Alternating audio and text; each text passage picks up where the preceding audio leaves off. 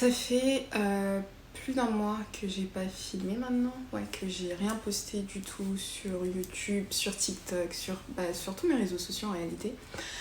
Et voilà, là enfin je me sens mieux et je pense que je vais pouvoir reprendre mes activités sur TikTok, sur YouTube et tout. Et je voulais absolument vous expliquer pourquoi est-ce que pendant plus d'un mois j'ai pas filmé, pendant plus d'un mois j'ai pas posté de contenu sur les réseaux sociaux. Et ça me tenait à cœur parce que je sais que l'épreuve que je suis en train de traverser avec ma famille n'est pas une épreuve que... Voilà, enfin, tout le monde va passer par là et je pense que mon petit témoignage va permettre à d'autres personnes peut-être de se sentir mieux et d'aller mieux. Oh mon dieu. Ok. Euh, J'ai le besoin de faire cette vidéo avant de reprendre mes activités parce que certainement que vous allez sentir que l'énergie a changé, que je suis plus comme avant, que je suis plus trop pareil, etc. Mais bon, bref. Alors en fait, ce qui s'est passé, c'est que il y a quelques semaines, mon papa est décédé. Donc c'était vraiment extrêmement difficile pour moi, pour tous les membres de ma famille, parce qu'en fait, il est décédé de manière brutale, si je peux dire ça comme ça. C'était vraiment impromptu. Parce que mon papa il vivait aux États-Unis, donc il est parti en vacances en Côte d'Ivoire, donc notre pays d'origine. Et malheureusement, il n'est jamais revenu. Donc en fait, il est décédé en Côte d'Ivoire pendant ses vacances. Avant qu'il décède, on a eu énormément. Enfin, c'était très compliqué pour tout le monde parce qu'il était malade. Et puis après, il est décédé. C'était encore plus compliqué pour tout le monde parce que, voilà, notre papa n'est plus. Et j'avais besoin de prendre ce temps. En fait, c'est même pas que j'avais besoin de prendre ce temps, c'est que j'avais pas l'énergie de faire quelque chose. Vraiment rien du tout. Pas l'énergie d'être sur les réseaux sociaux, pas l'énergie de parler devant une caméra, pas l'énergie de travailler, enfin l'énergie de rien du tout. Et je pense que pour toutes les personnes qui sont passées par là, vous savez de quoi je parle. C'est extrêmement difficile de vivre une épreuve comme ça, surtout lorsqu'on n'est pas préparé, lorsqu'il n'y avait pas de signes, lorsque la personne n'était pas spécialement malade, lorsque c'est juste pendant des vacances, enfin voilà quoi, il y a plein de lorsque. Et voilà, c'est super compliqué pour moi, c'est super compliqué pour tous les membres de ma famille. Je suis pas une fille unique, j'ai un frère, j'ai une sœur. Mon papa, il s'est occupé d'énormément d'autres enfants, donc il a énormément d'enfants, donc c'est très difficile pour nous tous actuellement.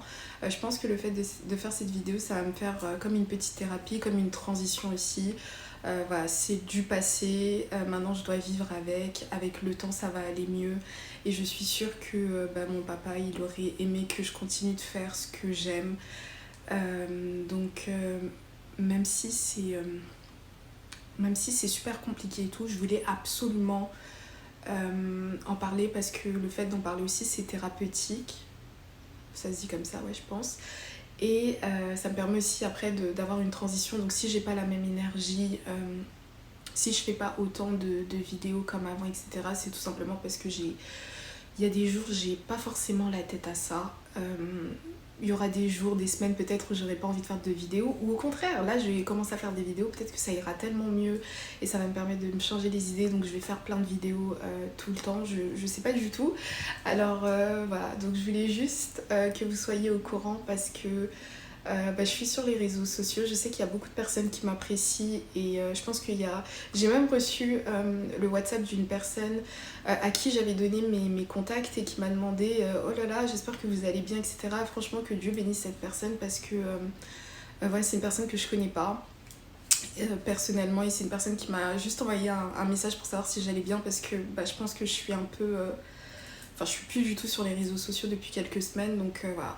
Alors, ce qu'on doit retenir aussi de ça, c'est que si vous avez des membres de la famille, etc., peu importe ce qui se passe dans vos familles, peu importe si vous vous entendez très bien, si vous vous entendez pas très bien, si vous êtes proche, si vous n'êtes pas proche, la mort, en fait, quand ça vient, ça prévient pas. Donc, si cette vidéo peut vous permettre de renouer les liens de famille, vraiment, allez-y, s'il y a des personnes à qui vous n'avez pas parlé depuis des années, envoyez-leur un message, ça coûte rien. S'il y a des personnes que vous n'avez pas vues depuis des années, Pareil, ça coûte rien, prenez un billet d'avion ou prenez votre voiture, roulez, allez rencontrer ces personnes-là.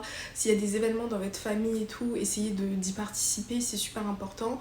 Voilà, la mort ne prévient pas, on peut être en bonne santé un jour et puis le lendemain être malheureusement décédé, donc plus de ce monde et tout.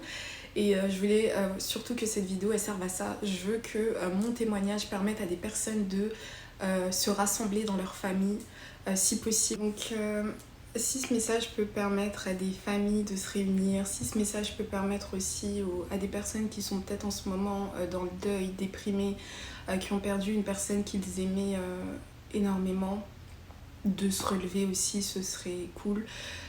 Donc si vous avez des projets, si vous êtes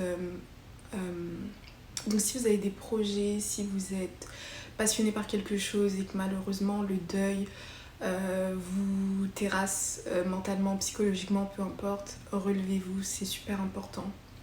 Il y aura toujours des moments hauts, il y aura des moments bas. Des fois on se sent bien, des fois on se sent pas bien et tout, mais je pense que ça fait partie aussi de la vie, du processus.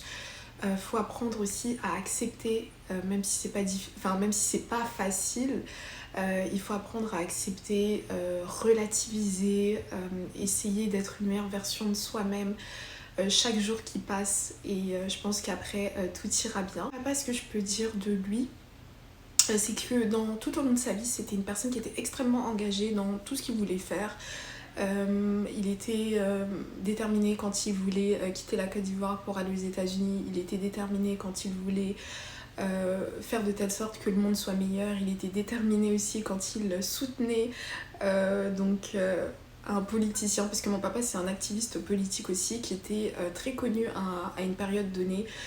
Donc il y a peut-être même des personnes qui connaissent mon papa sur les réseaux sociaux. Donc il s'appelle Bill Ferdinand Xiavier.